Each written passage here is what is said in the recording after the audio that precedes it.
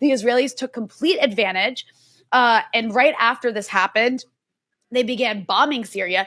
They've carried out almost, if not more at this point, 500 airstrikes on Syria since this regime change happened. 500 airstrikes. And what have they been doing with those airstrikes is completely dismantling and destroying Syria's entire military infrastructure. All of its air bases, all of its naval bases, all of its weapons, all of its air defense capabilities are basically gone. So now you have a new Syria, and the media is portraying it as Israel is striking Assad's weapons and Assad's bases.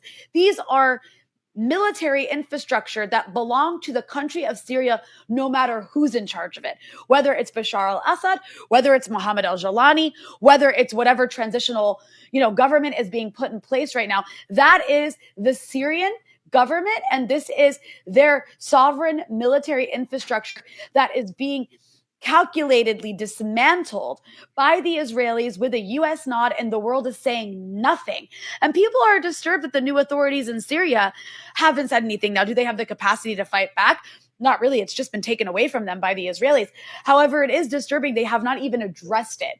They've dismissed it. And so people are very concerned about what this means for resistance in the region, because there are fears that whoever takes over in Syria is going to allow Israel to basically do what they're doing right now, which is to expand territory. Israel has basically thrown out the 1974 agreement that had a buffer zone in the Golan Heights between the illegally Israeli occupied side of the Golan Heights and the part that is still held by Syria.